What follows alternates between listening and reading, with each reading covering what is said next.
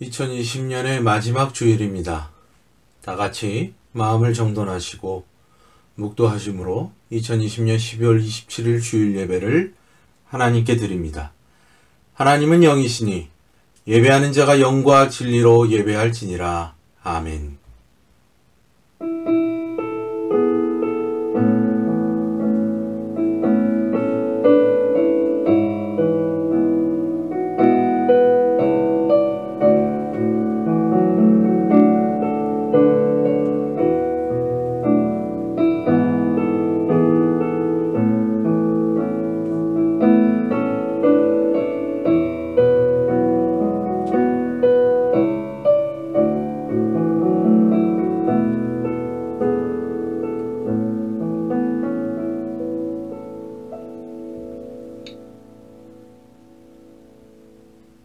사랑의 하나님, 2020년의 마지막 주일을 우리를 잊지 않으시고 예배 자리로 인도하여 주시니 감사를 드립니다.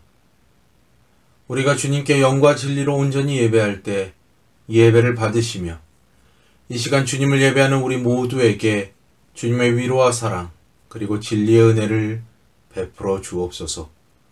예수님의 이름으로 기도합니다. 아멘. 다 같이 찬송가 70장 찬송하겠습니다.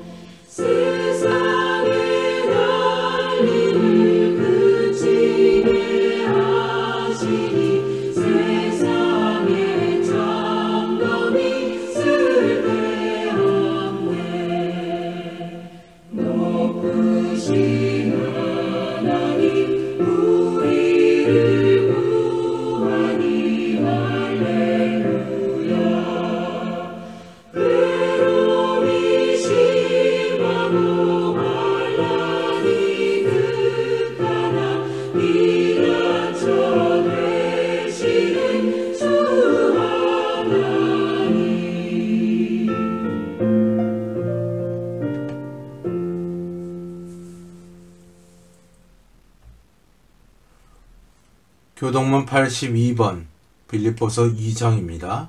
교동문 82번 빌립보서 2장 함께 교독합니다. 너희 안에 이 마음을 품으라. 곧 그리스도 예수의 마음이니 그는 근본 하나님의 본체시나 하나님과 동등됨을 취할 것으로 여기지 아니하시고 오히려 자기를 비워 종의 형체를 가지사 사람들과 같이 되셨고 사람의 모양으로 나타나사 자기를 낮추시고 죽기까지 복종하셨으니 곧 십자가의 죽으심이라. 이러므로 하나님이 그를 지극히 높여 모든 이름 위에 뛰어난 이름을 주사 하늘에 있는 자들과 땅에 있는 자들과 땅 아래에 있는 자들로 모든 무릎을 예수의 이름에 꿇게 하시고 다 같이 읽습니다. 모든 입으로 예수 그리스도를 주라 시인하여 하나님 아버지께 영광을 돌리게 하셨느니라. 아멘. 사도신경으로 우리의 신앙을 고백합니다. 전능하사 천지를 만드신 하나님 아버지를 내가 믿사오며 그 외아들 우리 주 예수 그리스도를 믿사오니 이는 성령으로 잉태하사 동정녀 마리아에게 나시고 본디오 빌라도에게 고난을 받사 십자가에 못 박혀 죽으시고 장사한 지 사흘 만에 죽은 자 가운데서 다시 살아나시며 하늘에 오르사 전능하신 하나님 우편에 앉아 계시다가 저희로서 산 자와 죽은 자를 심판하러 오시리라. 성령을 믿사오며 거룩한 공회와 성도가 서로 교통하는 것과 죄를 사하여 주신 것과 몸이 다시 사는 것과 영원히 사는 것을 믿사옵나이다. 아멘.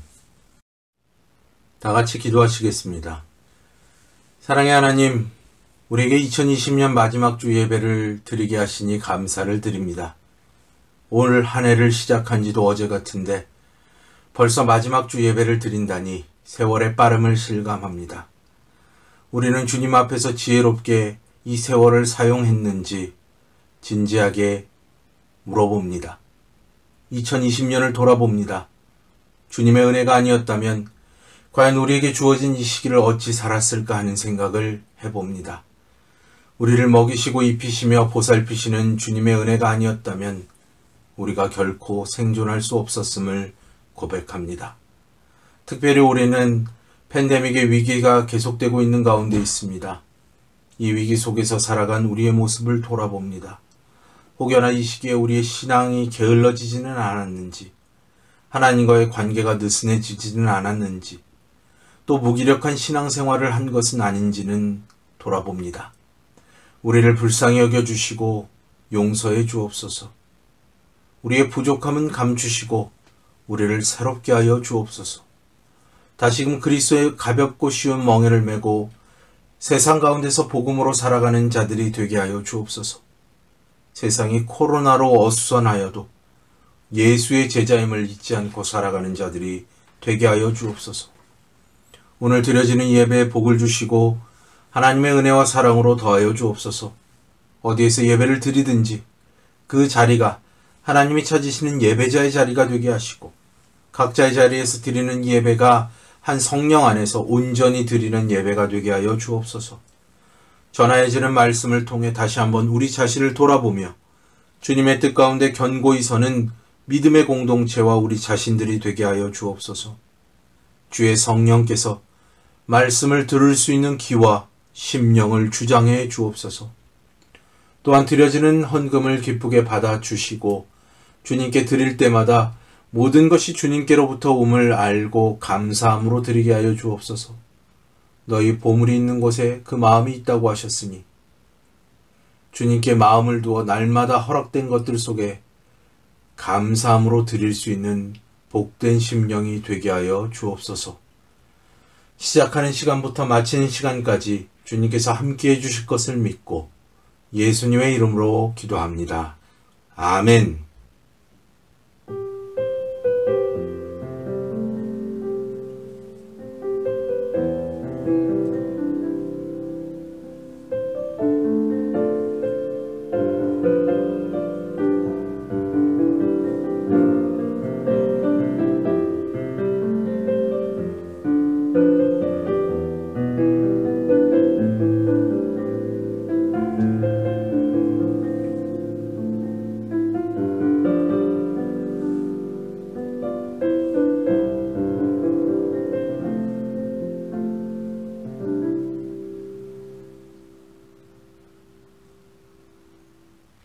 찬송가 549장 함께 찬송하시겠습니다.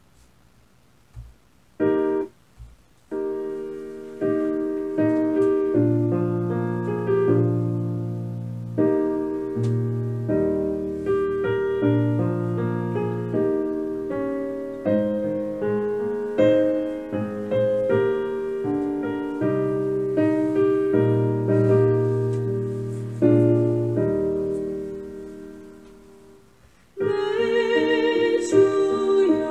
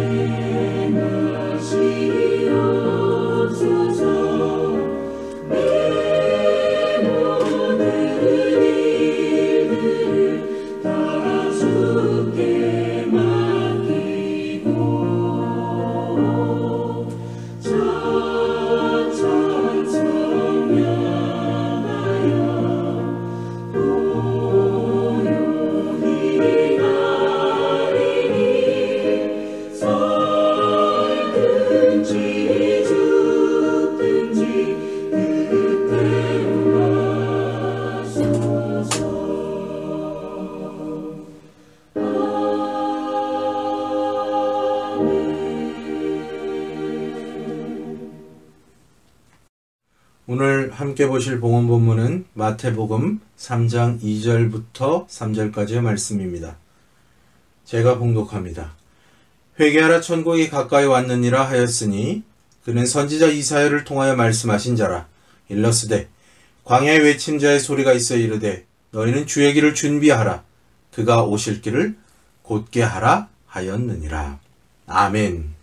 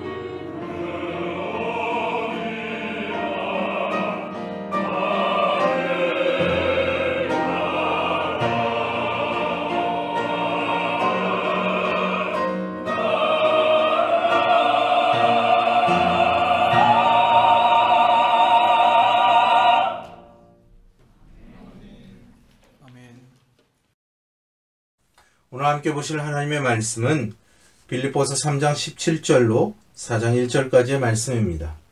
빌립보서 3장 17절로 4장 1절까지의 말씀, 오늘 함께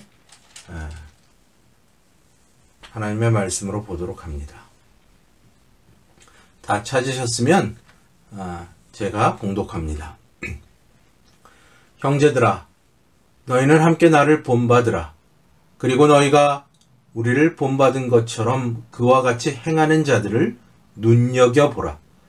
내가 여러 번 너희에게 말하였거니와 이제도 눈물을 흘리며 말하노니 여러 사람들이 그리스도의 십자가의 원수로 행하느니라. 그들의 마침은 멸망이요 그들의 신은 배요 그 영광은 그들의 부끄러움에 있고 땅의 일을 생각하는 자라.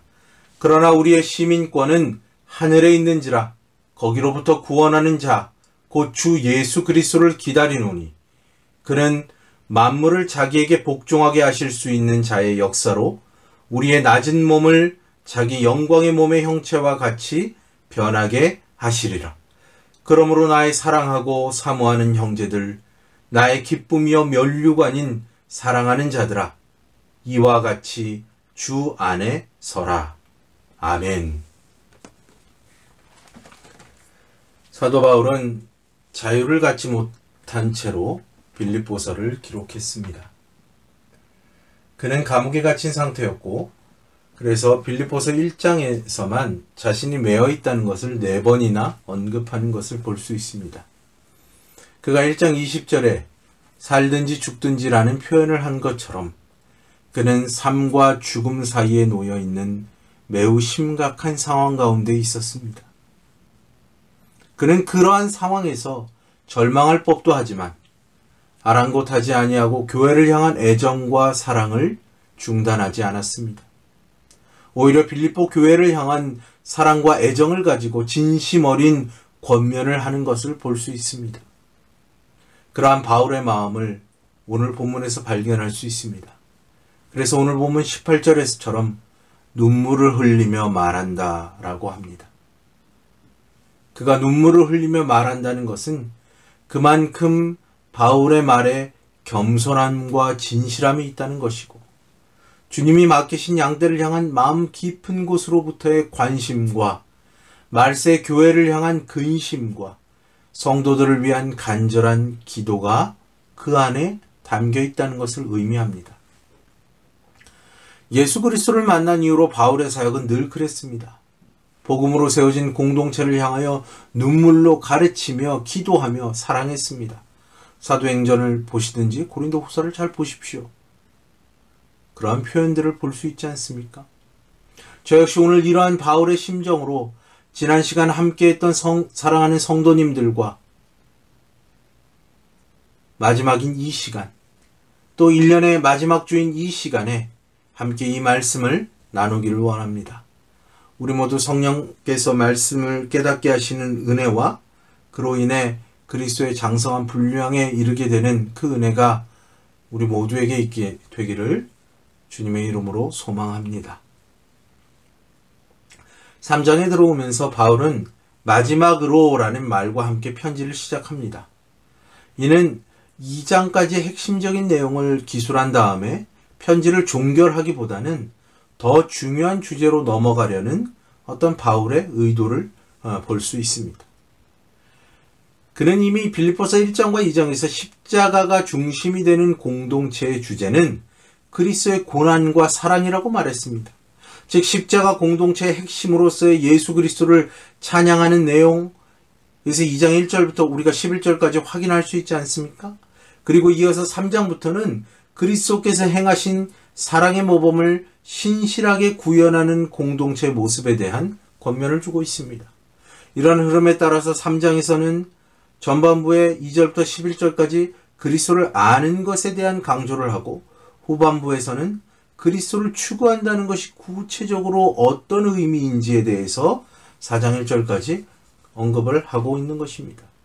그래서 오늘 3장 17절부터 4장 1절은 17절의 두 개의 권면과도 같은 명령과 4장 1절의 한 개의 권면 같은 명령 사이에 그 명령이 지켜져야 하는 합당한 이유에 대해서 소개하고 있는 것입니다. 그리스도를 추구한다는 것은 무엇입니까? 어떻게 우리는 그리스도를 추구할 수 있습니까? 바울은 먼저 형제들아 너희는 함께 나를 본받으라고 말씀합니다. 나의 공동 모방자가 되라는 것입니다. 이 권면을 읽을 때 바울을 오해하기 쉽습니다. 얼마나 자신이 있으면 바울 자신을 본받으라고 말하는 것일까요? 아마도 우리 주변에 이런 말을 하는 자가 있다면 우리는 그를 굉장히 교만한 사람이라고 말할 것입니다. 그러나 바울은 여기서 자신이 대단해서 자신을 본받으라고 말하는 것이 아닙니다. 이 문장을 보면 나의 공동 모방자가 되라. 혹은 이 문장을 조금 의역하면 나와 함께 그리스도를 본받는 자가 되라. 는 말입니다. 즉 바울이 나를 본받으라고 권면할 수 있는 것은 바로 그가 따르고 있는 그리스도 예수 때문에 가능하다는 것이죠.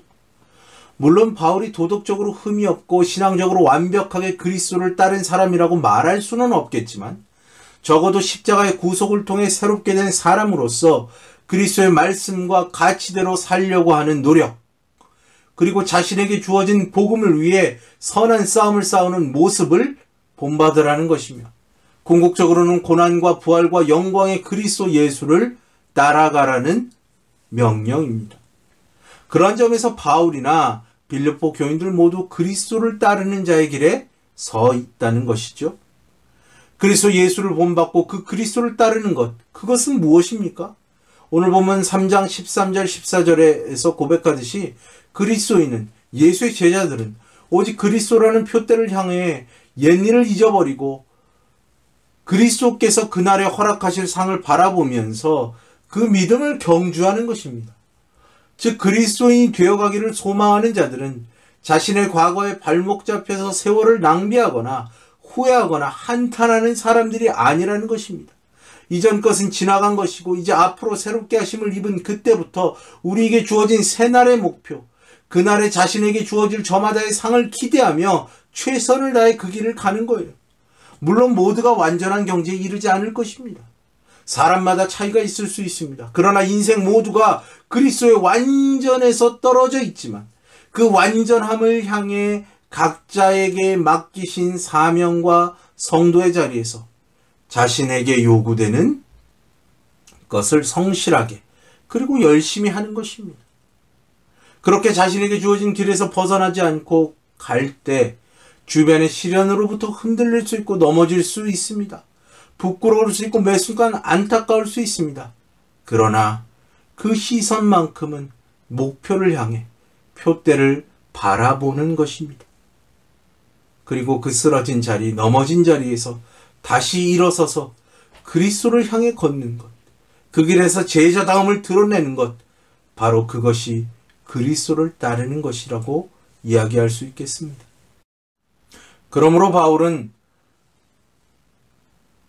다메섹 도상에서 예수 그리스도께 잡힌 자 되어 그분이 주시는 상을 바라보며 그 길을 걸었고 자신의 고난의 시절, 이제 자신의 삶이 어떻게 마무리되어질지 어렴풋이 그 길이 보이게 할 때 그리스도의 붙잡히심에 붙들려 그 길을 걸어가며 가르치고 함께한 모든 이들에게 그리스도를 따르라고 강력하게 도전하는 것입니다.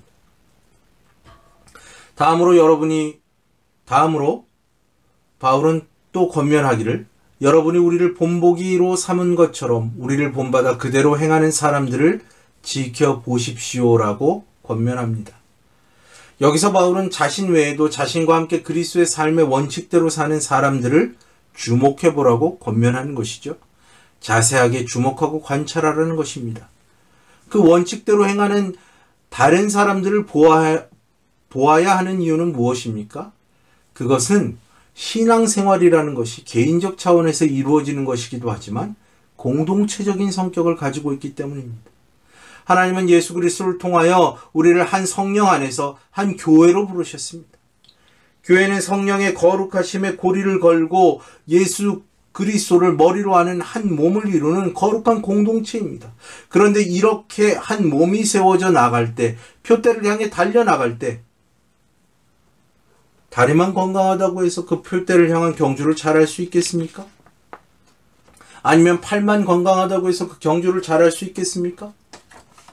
신체 모든 부분이 균형을 유지하고 그 기능들을 적절하게 조화시켜 발휘할 때 달릴 수 있는 것입니다.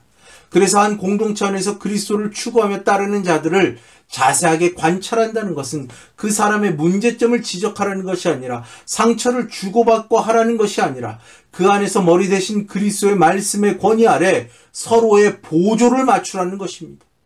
서로 확인해보고 문제가 발견되면 서로 고쳐주고, 또 그러한 고침의 권면을 온유하고 너그러운 마음으로 받아서 화합하고 전체적인 균형과 보조를 이루어 한 몸됨을 이루어 나가며 표대를 향해 함께 전진하라는 것입니다. 그럴 때 함께 세워질 수 있는 것이죠. 저는 이 말씀을 준비하며 이 말씀을 서로에게 거울이 되라는 말씀으로 이해했습니다. 이 거울 되면 반드시 공동체를 위해 필요한 것이죠. 그런데 이 거울은 서로의 모습을 모방할 뿐만 아니라 서로의 다른 모습은 인정하되 틀린 모습이 있다면 서로 진리 안에서 사랑으로 권면하여 한 그림을 함께 그려나가는 그런 공동체가 되게 한다는 것이죠. 서로의 거울에서 자신의 모습과 상대의 모습을 같이 보며 오직 그리스도의 말씀과 권위 아래서 그 뜻대로 유기적으로 움직이는 공동체, 그런 영적인 공동체가 되어야 합니다. 우리를 한 공동체로 부르신 주님께서 우리가 서로를 보고 자라도록 유도하십니다. 건강한 공동체란 한 지체만 뛰어나 보이고 돋보이는 역할을 하는 공동체가 아니라 그 몸을 이루는 모든 지체가 서로를 돌아보고 머리 대신 그리스도 예수의 권위 아래서 함께 조화를 이루는 공동체를 이야기합니다. 그렇다면 이렇게 그리스도를 바라보며 그리스도를 추구하기 위해 두 가지 권면을 지켜야 하는 이유는 무엇입니까? 오늘 사도 바울은 한 가지의 부정적인 이유와 다른 한 가지의 긍정적인 이유를 소개합니다. 부정적인 이유는 무엇입니까? 오늘 본문 18절에서 이렇게 말합니다. 여러 사람이 그리스도의 십자가의 그 원수들로 행한다. 유럽 지역에서 첫 교회였던 빌립보 교회 안에 십자가의 원수들로 행하는 자들이 많다고 하니 그 사실에 바울이 눈물 흘리지 않을 수 없는 것입니다. 그래서 바울은 이미 빈번히 이 문제에 대해서 말했지만 다시 언급하는 거예요. 그렇다면 그리스도의 십자가와 원수가 되는 자들은 어떤 자들입니까? 무엇을 할 때 십자가와 원수된다고 할 수 있는 것입니까? 오늘 보면 19절에서 그 원수들의 특징에 대해서 기록하고 있습니다. 먼저 그들은 그들의 끝에 멸망을 가진 자라고 말씀합니다. 이 말은 공동체 안에서 유대주의적 사상에 물들어 그리스도의 의를 받아들이지 않고 자신의 의, 율법적인 의를 드러내어 구원에 이를 수 있다고 믿고 또 그렇게 가르치는 교회 안의 거짓 교사들을 염두에 둔 말일 수 있습니다. 즉 이러한 자들에게 심판의 때 하나님으로부터 분리되는 파멸이 있다는 것입니다. 사실 오늘날 기독교 안에서 오직 믿음으로 말미암아 구원을 얻는다는 이 단순한 진리를 거부하는 자들이 있습니다. 왜냐하면 이 진리의 남용으로 인해서 신자들에게 그 믿음으로 사는 삶이 없어졌고 천국만 가면 그만이라는 생각이 팽배해 있다고 생각하기 때문입니다. 네, 물론 그렇게 비판할 수 있고 그래서 이 진리를 거부할 수 있습니다. 그렇다고 신뢰받는 기독교로 만들자는 미명 아래 제2의 종교개혁을 한다고 하면서 오직 믿음으로 말미암아 구원받는다는 진리, 이 말씀에 근거한 온전한 진리를 무시하고 구원의 인간의 노력을 가져다 붙이고 인간의 노력과 율법의 공로로 구원의 효력을 일으킬 수 있다는 말을 할 수 있는 것입니까? 그것은 개혁도 아니고 진리도 아니고 어떤 참신한 것도 아닙니다. 이미 기독교 2000년 역사 속에서 반복되어 온 이단적인 흐름입니다. 하나님이 일으키시고 그리스도께서 순종하여 이루신 구원을 향한 도전입니다. 예수 그리스도에 대한 무시입니다.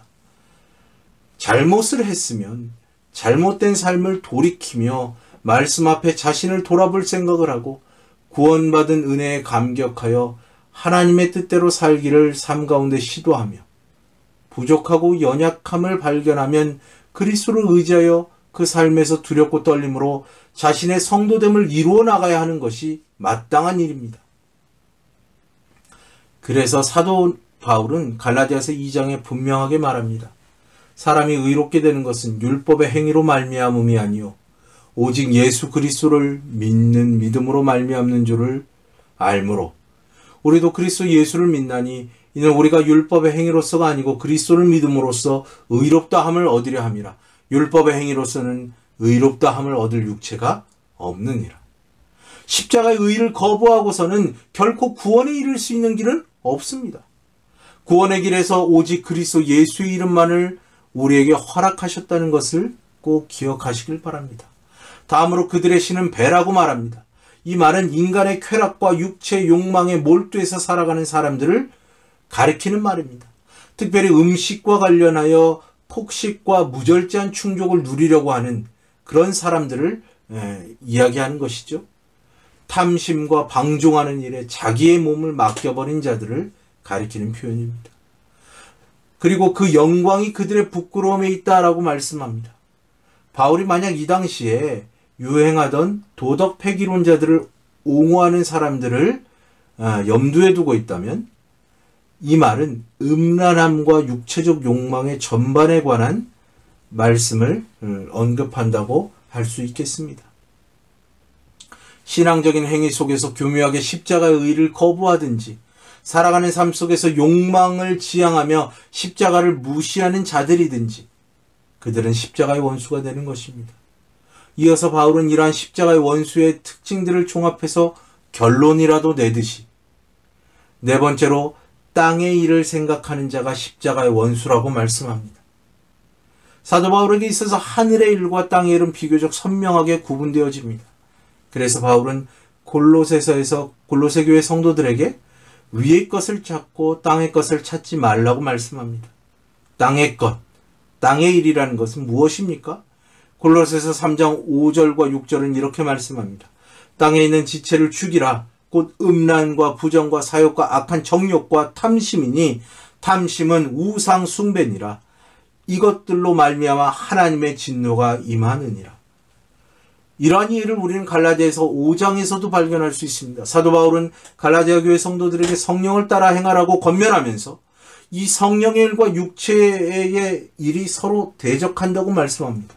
바울이 말하는 육체의 일은 무엇입니까? 갈라디아서 5장 20절부터 한번 19절부터 읽어보겠습니다. 육체의 일은 분명하니 곧 음행과 더러운 것과 호색과 우상 숭배와 주술과 원수 맺는 것과 분쟁과 시기와 분냄과 당짓는 것과 분열함과 이단과 투기와 술취함과 방탕함과 또 그와 같은 것들이라. 전에 너희에게 경계한 것 같이 경계하노니 이런 일을 하는 자들은 하나님의 나라를 유업으로 받지 못할 것이요 오직 성령의 열매는 사랑과 희락과 화평과 오래 참음과 자비와 양성과 충성과 온유와 절제니 이 같은 것을 금지할 법이 없느니라. 그리스도 예수의 사람들은 육체와 함께 그 정욕과 탐심을 십자가에 못 박았느니라. 만일 우리가 성령으로 살면 또한 성령으로 행할지니 헛된 영광을 구하여 서로 노엽게 하거나 서로 투기하지 말지니라. 사랑하는 성도 여러분, 오늘 하나님과 사귐이 있다고 말하지만 땅의 일에, 육체의 일에 자신의 영혼을 내던지고 있는 사람들이 있습니다. 실상 예수를 믿는다고는 하나 어두운 가운데 행하는 자들이라는 겁니다. 이렇게 땅의 일에, 육체의 일에 몰두함으로써 얻는 것은 무엇입니까? 성도됨을 상실하는 것 아닙니까? 서로 헛된 영광을 구하여 노엽게 하는 것이 아닙니까? 깨어서 정신을 차리지 않을 때, 예수 그리스도를 따라 그 제자로서 살아가는 일을 버릴 때, 하나님이 우리 삶의 중심에서 박탈되었을 때, 더 이상 그 말씀이 우리의 최우선순위가 아닐 때, 바로 그때 우리는 땅의 것과 땅의 일의 중심에 서 있는 우리 자신을 발견할 수도 있습니다. 그래서 말씀이 거울이 되어 그 말씀으로부터 그리스도 예수를 닮아가는 삶을 살아야 하고 함께 예수를 신실하게 따르는 자들이 거울이 되어 서로 그리스도 예수의 한 지체로 세워질 수 있도록 서로를 세워 나가야 하는 것입니다. 땅의 한 복판에 서 계십니까? 아니면 땅의 중심을 향해 쉼없이 달려가고 계십니까? 십자가가 원수가 되는 자리인 줄 알고 다시 십자가로 돌이키시길 바랍니다. 십자가로 돌아올 때 어떤 전제나 조건이 있는 것이 아닙니다. 그저 거기에는 죄인을 사랑하시는 예수 그리스도가 계시고 그분과의 완전한 결속을 의미하는 가볍고 쉬운 멍에 그분의 십자가가 있을 뿐입니다. 바울이 그리스도를 따르라고 명령하는 이유에 대해서 십자가의 원수들 때문이라고 부정적으로 말했다면, 더 정확하게는 십자가의 원수들이 추구하는 가치와 가르침에 빠지지 않기 위함이라고 했다면, 바울은 이제 20절에 들어와서는 그리스도를 추구해야 하는 이유를 긍정적으로 설명하고 있습니다. 그리스도를 따라야 하는 긍정적이고 적극적인 이유는 무엇입니까? 그것은 하늘에 우리의 나라가 있기 때문입니다. 여기에 시민권이라고 번역된 폴리토이마라는 단어는 시민권이라고 해석할 수 있지만 국가 또는 나라 정도로 번역할 수 있는 말입니다. 즉 우리는 하늘나라에 살고 있는, 그 나라에 살도록 허락된 하늘나라의 시민이라는 거예요.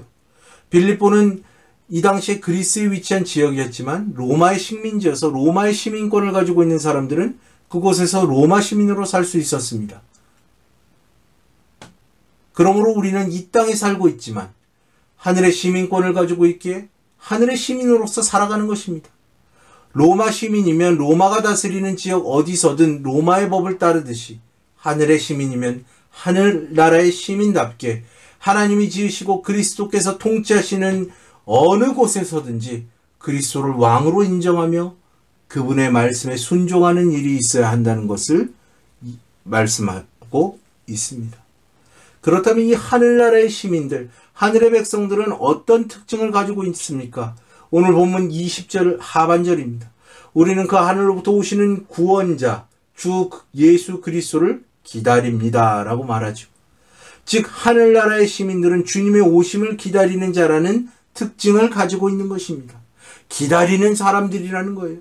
그렇다면 이 사람들이 기다리는 시간은 어떤 성격을 갖고 있습니까?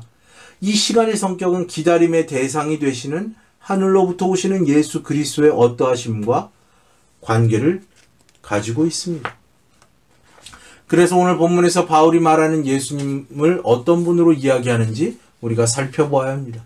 그분은 하늘로부터 오시는 분이시자 구원자이시며 모든 것을 자신에게 복종시키실 수 있는 능력을 가지신 분이시고 우리의 비천한 몸을 자신의 영광스러운 몸과 같은 형상으로 변화시킬 수 있는 분이라고 말씀합니다.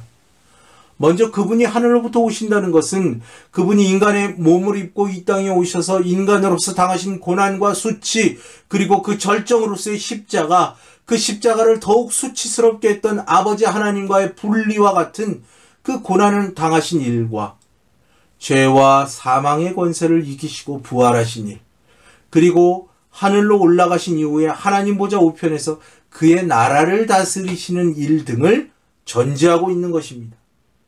그러므로 이 땅에서 하늘로부터 오시는 예수 그리스도를 기다리는 우리의 시간은 예수 그리스도가 인간으로서 살아가신 삶의 모습, 그분의 선명한 가치, 그분의 가볍고 쉬운 멍에인 십자가를 지고 따라가는 길이며 고난과 시련 가운데서 부단히 인내하는 길이며 부족하지만 사랑하는 길이며 부지런히 표대를 향해 걸어가는 길이고 끊임없이 예수 그리스도 안에 머무르는 길이라는 겁니다.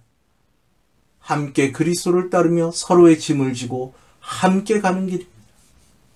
다른 한편으로는 그분의 재림으로 인한 심판을 확신하며 고백하는 것입니다. 예수 그리스도의 다시 오심을 확신하며 고백한다는 것은 다시 오실 주님을 기대하며 주님의 오심을 준비한다는 것입니다.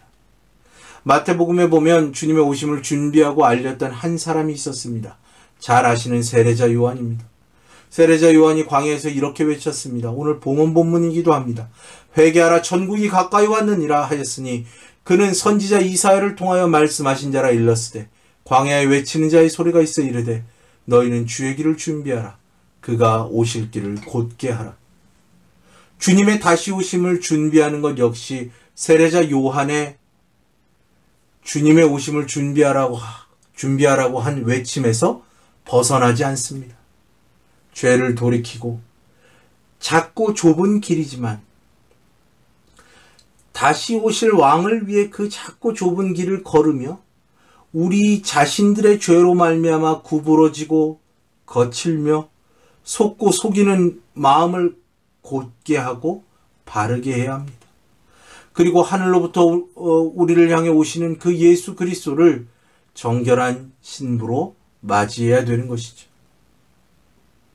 그분이 다시금 오시는 그날 우리는 그분을 만날 것입니다. 그분이 우리의 불완전함과 고통하는 이 육체를 썩어 없어질 몸이 그분을 만난 이후로 영광스러운 몸이 되고 신령하고 온전하며 완전한 몸이 될 것이라고 말씀하시고 그렇게 이루실 것입니다. 다시 오시는 그날 이 세상의 만물을 창조하신 그 능력으로 모든 것을 발 아래 두시며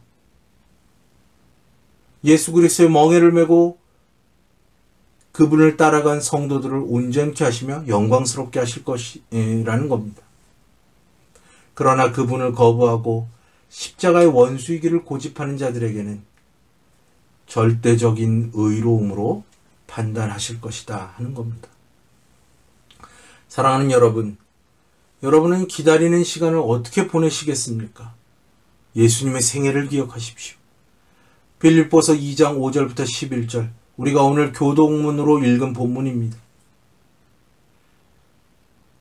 그의 고난과 영광의 생애를 핵심적으로 말해주고 있는 동시에 그 예수 그리스도를 마음에 품고 살아가야 하는 자들, 그날에 하늘로부터 오시는 예수 그리스도를 기다리는 자들이 살아가야 할 모습을 우리에게 말씀해주고 있습니다.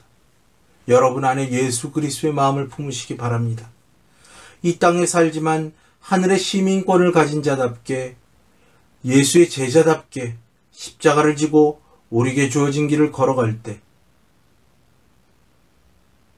예수 그리스도를 뜨겁고 열렬히 사랑하시길 바랍니다. 예수 그리스도를 사랑해서 그 길을 기꺼이 걸어가는 자들에게 우리 하나님 아버지께서 친히 상을 주시며 천국의 위로와 소망으로 채우시고 인도하실 것입니다. 이제 말씀을 맺습니다.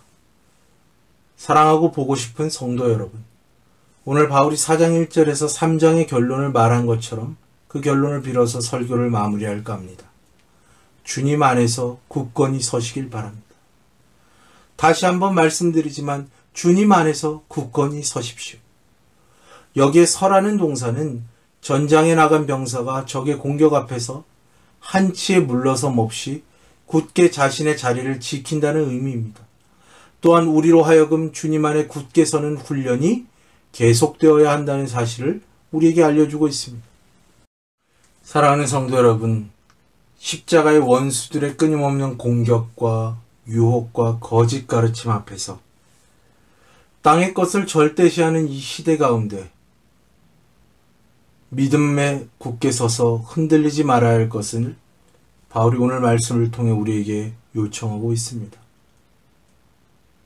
십자가의 원수들이 끊임없이 늘어가는 시대, 땅의 것을 추지며 육체의 일을 따라 사는 것이 인간으로서 당연한 일이라고 말하며 제한된 삶을 자신의 뜻에 옳은 대로 살아가는 이 시대에 부디 주님 안에 굳건히 서십시오. 굳건히 머무르십시오. 그리고 표대를 향하여 더디 가더라도 그 걸음을 포기하지 마십시오. 그 길에서 그리스도를 본받으며 그리스도를 따르는 신실한 형제들을 본받고 기꺼이 믿음의 본을 보일 수 있는 성숙하고 온전한 신앙인으로 자라가시길 바랍니다. 우리는 우리가 옮기는 한 걸음 한 걸음 그 신앙의 발걸음이 때로는 고단하고 힘이 들 때도 있을 것입니다. 걱정과 염려와 불평과 원망이 있을 때도 있을 것입니다. 성령의 열매를 맺는 삶을 쫓으며 좁은 길을 걸어가는 삶의 의미가 도대체 얼마나 좋은 것일까 하는 회의가 들고 지치는 일이 우리 가운데 있을 수도 있을 것입니다.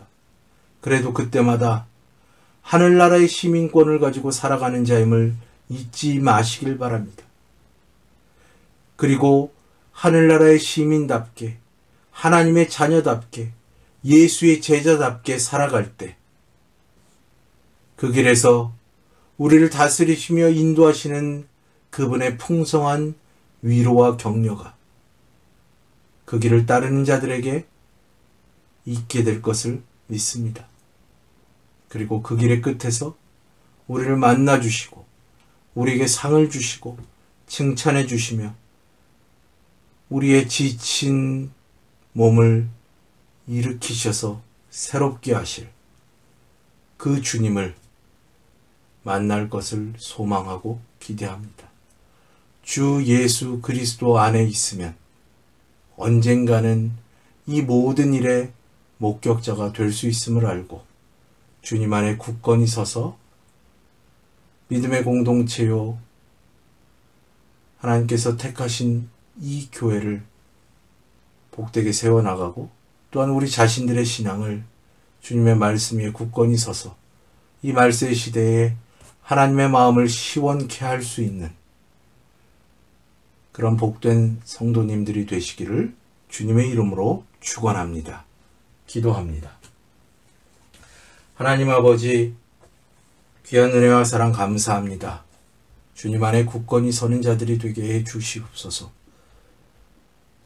세상에 하나님의 말씀을 거부하고 십자가의 진리를 배척하며 십자가의 원수가 되기를 좋아하고 있습니다. 이러한 상황 가운데 더욱더 하나님의 진리를 따라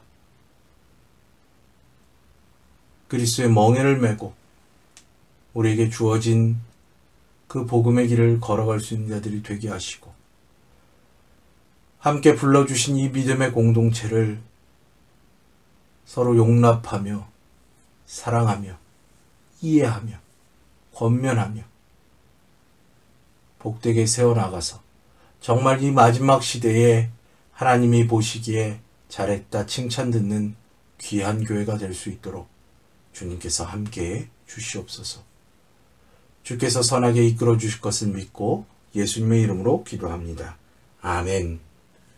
찬송가 430장 함께 찬송하도록 하겠습니다.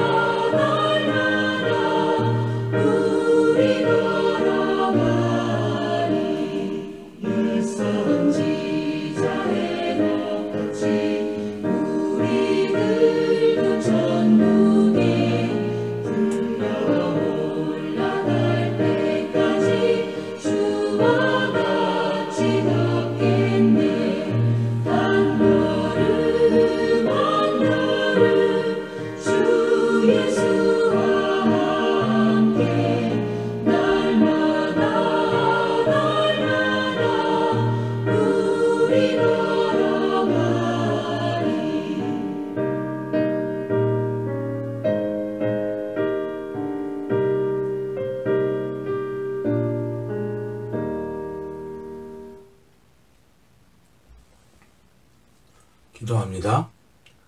우리에게 2020년을 허락하신 주님, 올 한 해를 돌아보건대 그 한 해의 삶 속에서 남은 것은 주님의 은혜와 사랑뿐입니다. 팬데믹의 위기 속에서 하나님이 어디 계시냐며 주님께 따져묻는 이들도 있지만 오히려 이 시간 우리에게 겸손하고 낮아진 마음을 주셔서 우리 자신을 돌아보게 하시고 전능하신 하나님 앞에서 살아가는 인간임을 깨닫게 하시고 그동안 인간의 교만과 자기 능력에 대한 신뢰로 쌓아왔던 것들이 바이러스 하나로 어찌할 수 없는 상황에 이르게 된 것을 알아 우리의 연약함과 죄악을 돌아보게 하시니 감사를 드립니다. 우리의 소망과 희망이 주님께 있음을 고백하며 주어진 상황을 감내하며 밝아올 내일을 준비하는 복된 자들이 되게 하여 주시고 영적으로 깨어서 비상하는 믿음의 공동체가 되게 하여 주옵소서. 이 교회를 위해 기도합니다.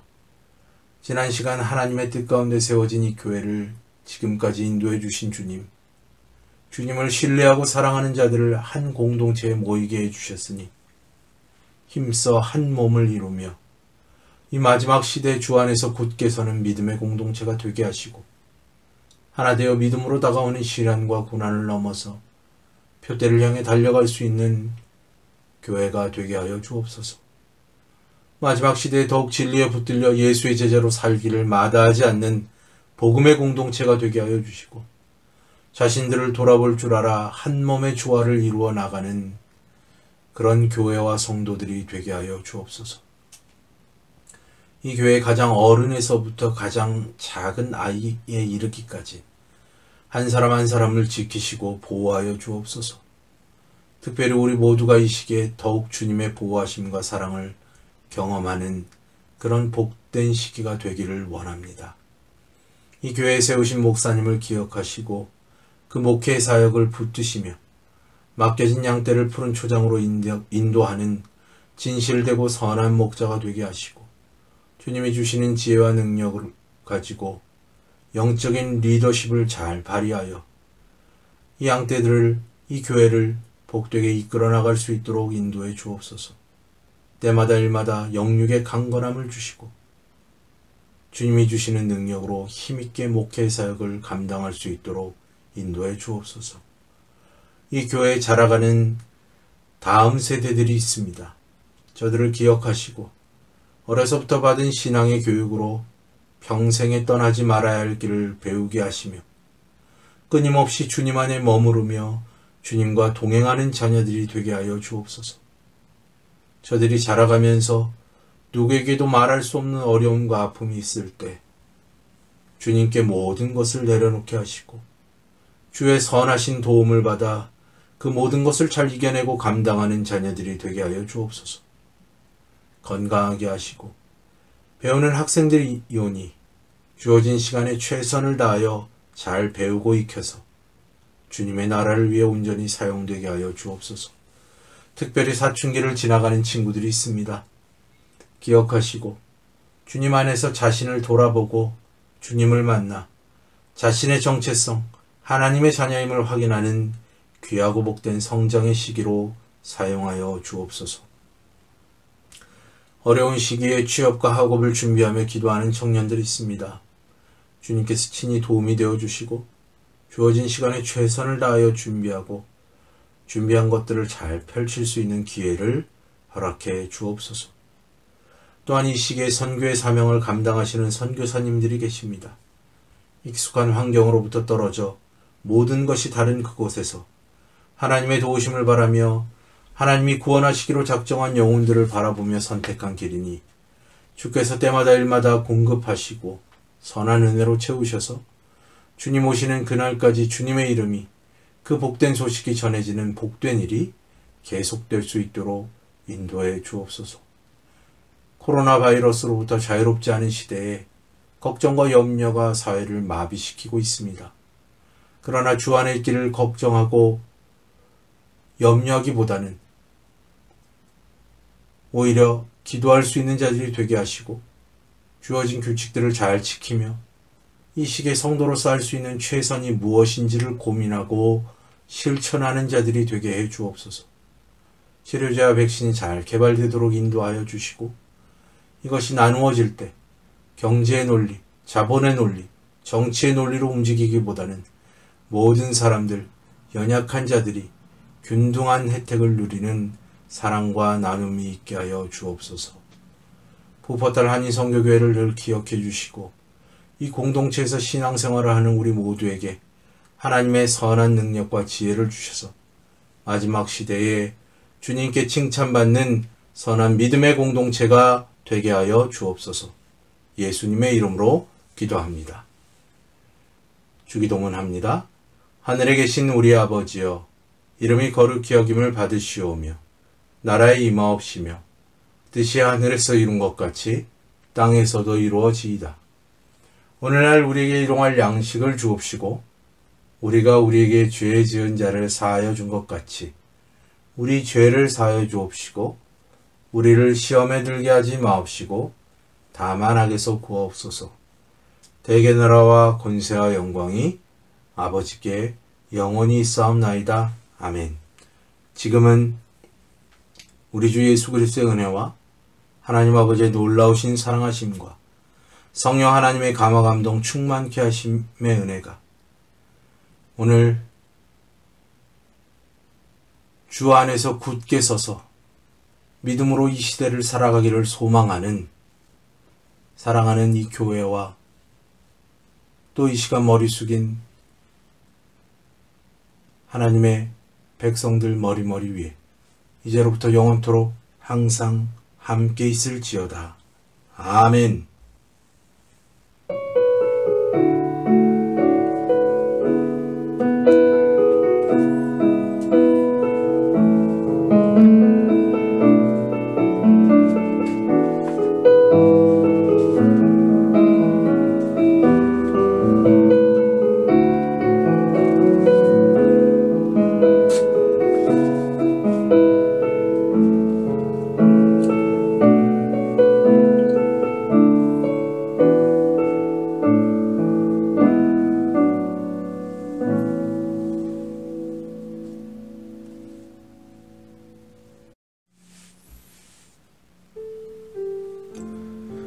사랑하고 보고 싶은 성도 여러분, 저는 오늘 지난 푸포탈 교회에서의 9년의 시간을 뒤로하고 사역을 마무리합니다.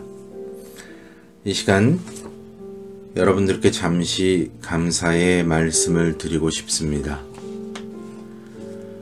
먼저 존경하는 나기호 목사님과 함께 사역할 수 있었던 시간은 참으로 귀한 시간이었습니다. 부족한 저를 사역자로 일할 수 있도록 허락해 주시고 지도해 주셔서 감사합니다. 또한 사랑하는 윤민수 목사님과 함께 사역할 수 있었기에 그건 역시 참으로 감사한 시간이었습니다. 그러나 많은 도움이 되어드리지 못해 못내 죄송한 마음입니다. 그리고 존경하는 사랑하는 우리 성도님들의 넘치는 사랑을 이 교회에서 받았습니다. 목사는 성도의 사랑으로 살아갑니다. 여러분의 사랑으로 푸포탈 교회에 다니는 9년 동안의 시간이 참 따뜻했고 감사한 시간이었습니다. 그래서 성도님들과 함께 교제하며 한 교회로 한 몸을 이루어 나가는 시기는 부족한 제가 성숙해지며 자라가는 시기였다고 말할 수 있습니다. 그간의 주 안에서 함께 나눈 정을 음성 속 감사의 말로 다하기에는 부족하고 아쉽지만 이 코로나의 상황이 만남을 통해 이별의 정을 나누는 것보다 만나지 않음을 통해 오히려 자신을 돌아보며 지나간 사역에 대한 반성을 요구하는 줄 알고 저의 사역을 돌아보며 사랑하는 성도님들께 저와 저의 가정에 마음 깊고 진실된 고마움과 사랑을 이 음성에 보냅니다. 혹 제가 사역을 하면서 저의 말이나 혹은 행동이나 여러 가지 것들에 상처를 받으셨거나 서운한 것이 있으셨다면 너그러운 마음으로 이해해 주시고 용서해 주시기를 바랍니다. 또한 기도해 주시기를 바랍니다. 그간 주님의 몸된 교회를 뜨겁게 사랑하며 섬기던 마음으로 늘 이 교회를 위해서 기도하겠습니다. 그리고 이 기간 동안 성도 여러분들과 함께 나누었던 정과 추억을 잘 기억하여 이제는 마음 한편에 잘 간직하겠습니다. 아마 그 기억이 저의 사역에서 힘들고 어려울 때 교회를 다시 생각하게 하고 다시금 힘을 내어 걸어갈 수 있게 하는 동력이 될 것을 확신합니다. 우리가 어디에 있든지 주 안에서 굳게 서서 예수의 제자된 길을 한 걸음 한 걸음 걸어간다면 주님께서 정하신 그날 다시 만나는 기쁨이 있을 것입니다. 부디 주님 안에서 얻은 희망으로 어디에 있든지 부끄럽지 않은 성도, 부끄럽지 않은 목사답게 살아서 언제 들어도 서로의 좋은 소문을 들으며 언제 만나도 그 만남이 기쁜 저와 사랑하고 존경하는 성도님들이 되시기를 기도합니다. 감사합니다. 사랑합니다. 항상 건강하시길 기도합니다.